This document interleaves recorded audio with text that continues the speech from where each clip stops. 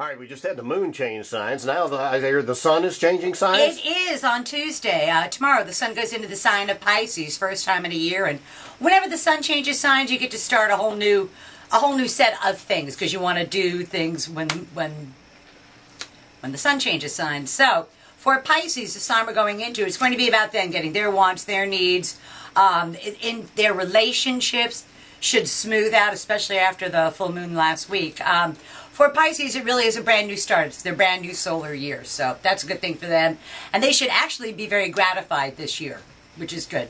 For Aries, it's the end of their solar year. It's time to take a step back, to retreat a little bit, to kind of look over the last year, see the things that you've done, finish up projects, but there's no energy available really to start new projects. So they're in the finishing up phase rather than the starting new things phase. For Tauruses, time to reach for the brass ring, and it's time to get a group of their well-placed female friends to help the Taurus get what it is that the Taurus wants. And it's sort of like, yes, it will benefit the group, but it also benefits the Taurus, which I'm all for it. Yeah. For Gemini's 10th house of career and public standing, if they were wondering what their professional fate is, they find out over the next 30 days or so exactly what that is, for good or for ill. And for Geminis everywhere, I say you reap what it is that you've sown. So if you've sown good stuff's come back. If you haven't sown such good stuff, that comes back too. So, and I say if you're going to beg for mercy, make sure you do it in person and do it on your knees. Okay. For Cancers, the sun is now going into their 9th house of the law.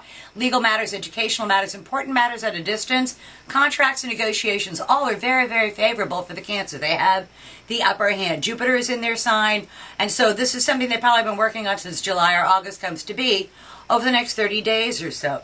For Leo, it's about other people's resources flowing your way. You benefit from jointly held resources. This is not earned income per se. This is, I don't want to say money falling out of the sky on you, but it is the benefit of somebody else's labor benefits you. So it's a good time for jointly held resources. And then the key to that is maximizing that resource once you get it. Gotcha. For Virgos, it's in their 7th house of partners, and Virgos are very interested in partnerships, both intimate and professional.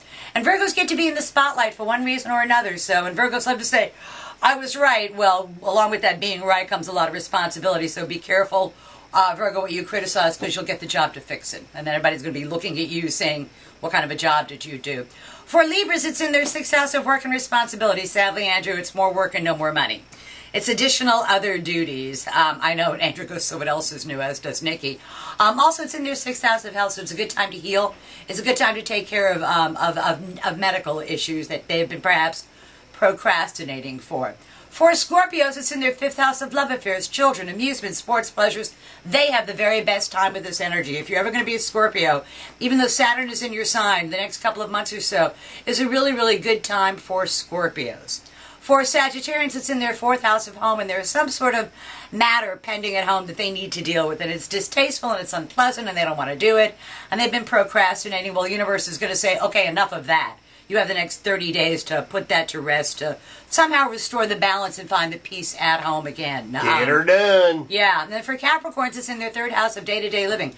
The pace of their day-to-day living picks up to warp speed. So they have to be really careful not to fall behind the power curve and not to bite off or volunteer for more than they can chew, because it's going to be that kind of thing where they end up running out of day.